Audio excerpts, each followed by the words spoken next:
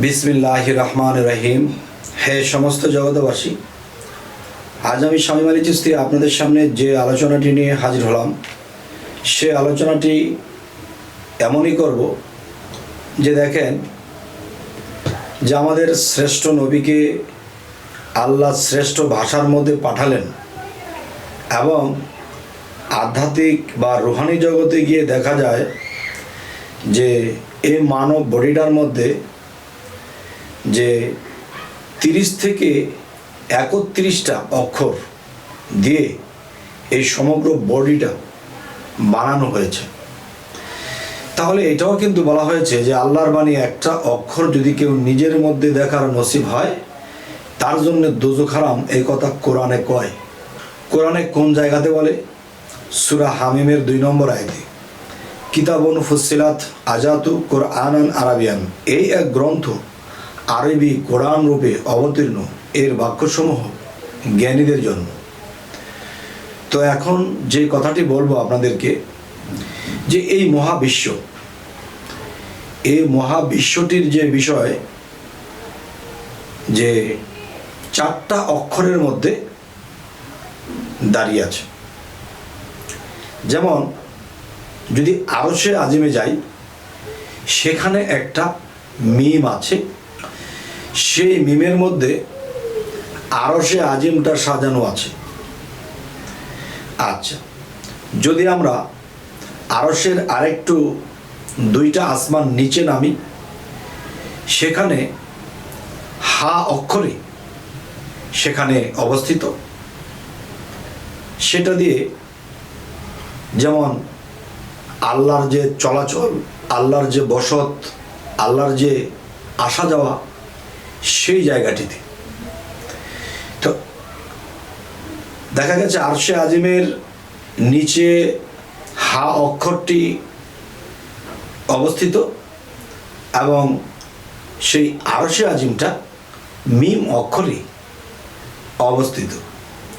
তো এখন বলবো, যদি প্রথম আসমানে আমরা চলে যাই, প্রথম আসমান তো জমিনের উপরে, তো সে প্রথম আসমান যখন আমরা যাব, সেখানে আরেকটি মিম অক্ষর আছে। আচ্ছা, তো সেই অক্ষরের নিচে যদি যাই, তাহলে সেখানে জমিনও থাকে না, একেবারে তলদেশে, একেবারে পাতালের দিকে, সেটা হলো দাল অক্ষর। তো এই 4টি অক্ষরের উপরে এই মহাবিশ্বটি দাঁড়িয়ে আছে।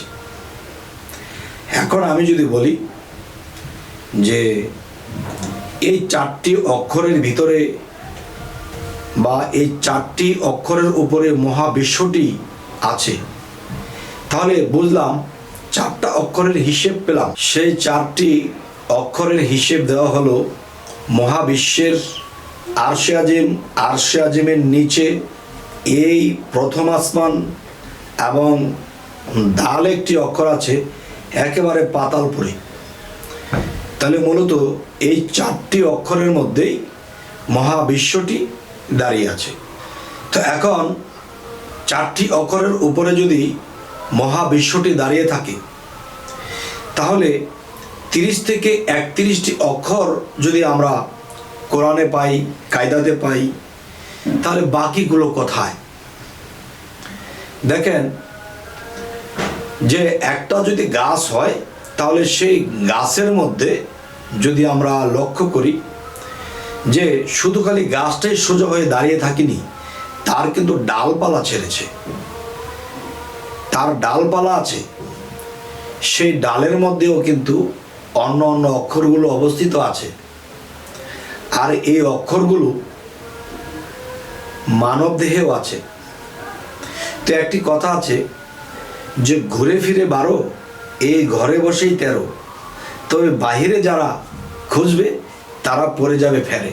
যেমন যে সমগ্র বিশ্ব ব্রহ্মাণ্ড যদি কেউ খোঁজে, সেটা মিলাতে পারবে না। যেমন একটি কথা আমি বলে থাকি, সেই কথাটি হলো, দেখুন, যে মানুষ যে হিন্দু শাস্ত্রকে ছোট করে দেখে, আসলে সেটা কিন্তু কোটি কোটি বৎসর হয়ে গেছে সেই সনাতন ধর্মের। এখন ওই বিষয়গুলো যারা না বুঝবে তারা বলবে ওটা কোনো ধর্মই না। আবার তাদের মধ্যে কেউ অবুঝ লোক আছে যে ইসলাম ধর্ম কোনো ধর্মই না। তা আমরা বলছি তাদেরকে, তারা বলছে আমাদেরকে। তো আমরা যদি তাদের জ্ঞানটা নিতাম, তারা যদি আমাদের জ্ঞানটা নিত, যে জ্ঞানটা সত্য মনে হতো সে সেটা গ্রহণ করত, তাহলে বিশৃঙ্খলা হতো না। যাই হোক, এখন যেটা আমি আপনাদেরকে কথাটি আমি বলবো যে যখন নাকি গণেশ এবং কার্তিক তারা বলল যে আমি জ্ঞানী বেশি, শক্তি বেশি, আমার জ্ঞানের প্রখরতা বেশি, তখন তাদের যে মা ছিল কালী, সে বলেছে ঠিক আছে, সেই সবচেয়ে জ্ঞানী হবে যে এই পৃথিবীটাকে 2.5টা চক্কর দিয়ে যে আমার কাছে আগে আসতে পারবে। তখন দেখা যায় কার্তিকের ছিল ময়ূর, সে ময়ূর দিয়ে 2.5টা চক্কর দিতে চলে গেছে। আর যখন দেখা যায় গণেশ, সে গণেশের বাহক ছিল কি ইঁদুর। এখন সে ইঁদুর দিয়ে তার মাকে 2.5টা চক্কর দিয়ে বলেছে, মা আমি তো চক্কর দিয়ে এসে পড়েছি। কিভাবে? যে মা তুমি তো আমার পৃথিবী, আমি তো তোমার মধ্যে জন্ম নিয়েছিলাম, তাহলে আমি তোমাকে 2.5টা চক্কর দেওয়া মানে কি মহাবিশ্ব ব্রহ্মাণ্ডকেই 2.5টা চক্কর দেওয়া। তখন সে কয়েকদিন পরে এসেছে 2.5টা চক্কর দিয়ে। আর তার মা বলছে, কার্তিক সে তো তুমি যাওয়ার সাথে সাথে 1 মিনিটের মধ্যে সে 2.5টা চক্কর দিয়ে সে তার কাজ শেষ হয়ে গেছে, তুমি তো অনেকদিন পরে এসেছো। তাহলে সে বাহিরে ঘুরেছে আর সে ভিতরে ঘুরেছে, মানব দেহে ঘুরেছে।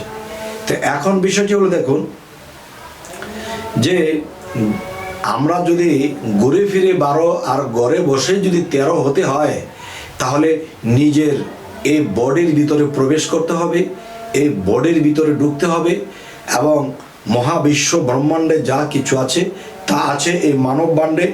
আমরা যখন এই মানব বাণ্ডের ভিতরে প্রবেশ করব, তখন বাকি অক্ষরগুলো আমরা দেখতে পারবো। আর সূরা হামিমের মধ্যে কি বলা হয়েছে যে কিতাবুন ফুসসিলাত আয়াতু কুরআনান আরাবিয়ান, এই এক গ্রন্থ আরবি কোরআন রূপে অবতীর্ণ, এর বাক্যসমূহ জ্ঞানীদের জন্য। তাহলে জ্ঞানীদের জন্য এই কোরআন, জ্ঞানীদের জন্য এই সূরা, এই আয়াত, অজ্ঞানীর জন্য নয়। তাহলে আমি বলবো নির্ভয়ে সেই কথাটি হলো, দেখুন যে হামিমের মধ্যে যেটা বলতেছে যে জ্ঞানী সম্প্রদায়ের জন্য এই কোরআন, সকলের জন্য নয়। তো এই জন্য আমি বলতে চাই যে এই কাগজ কোরআন দিয়ে আমরা দেহ কোরআনে প্রবেশ করব, আর এই দেহ কোরআনের ভিতরে প্রবেশ করে আমরা রুহানি ইনসানিয়াতের কোরআনে প্রবেশ করব। তবে ছায়া যেমন কথা বলতে পারে না, সেরকম কাগজ যেমন কথা বলতে পারে না, আমাদের পড়ে বুঝতে হয়। ঠিক আমার দেহের মধ্যে যেখানে যেখানে আল্লাহ সেই অক্ষরগুলো রেখেছে, যা একটি দেখলে দোজখ হারাম, যে আল্লাহর বাণী একটি অক্ষর যদি কেউ নিজের দেহের মধ্যে একটা অক্ষর দেখার নসিব হয়, তার জন্য দোজখ হারাম, এই কথা কোরআনে কয়। আচ্ছা, তো কোরআনে কোন জায়গায় কয়? এই সূরা হামিমের মধ্যেই ইঙ্গিত করেছেন আল্লাহ। আবার আল্লাহ এটিও বলেছে যে একটি আয়াতে কিতাবের কথা বলেছে, আবার একটি আয়াতেই কোরআনের কথা বলেছে। কিরকম? কিতাবুন ফুসসিলাত আয়াতু কুরআনান আরাবিয়ান, অর্থাৎ যে কিতাবুন ফুসসিলাত আয়াতু কুরআনান মানে একই আয়াতে কিতাবের কথা বলা হয়েছে, আবার একই আয়াতে কোরআনের কথা বলা হয়েছে। তাহলে কোরআন কি এবং কিতাব কি? এই কোরআন আর কিতাব সম্পর্কে যাদের ধারণা আছে, তখন তারা দূরে খুঁজবে না, তখন তারা নিজের মধ্যেই খুঁজবে এবং নিজের মধ্যেই বুঝবে। যাই হোক, হে সমস্ত জগতবাসী, আমি যে কথাটি বলতে চাইলাম, যদি এই পৃথিবীতে থেকে আমাদের দোজখ হারাম করতে না পারি, তাহলে মৃত্যুর পরে কিন্তু আমাদের দোজখ হারাম হবে না। আর সেই দোজখ হারাম আমাদের এখান থেকেই করে যেতে হবে। তাহলে একজন মানুষ যখন বায়াত গ্রহণ করবে একজন মুর্শিদের কাছে, তখন সেই মুর্শিদ তাকে বলবে, তাকে দেখিয়ে দেবে, দেখো মহাবিশ্ব ব্রহ্মাণ্ডে যা কিছু আছে তা আছে তোমার মানব ভাণ্ডে। সেটা কিভাবে আছে তুমি দেখো।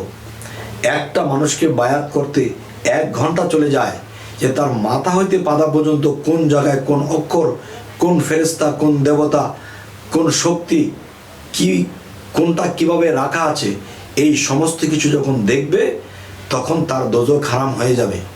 আর যদি পৃথিবীর থেকে কারো দোজখ হারাম করতে না পারে, তাহলে কবরবাসী হয়ে আর সে হাসরের দিন তার দোজখ হারাম হবে না।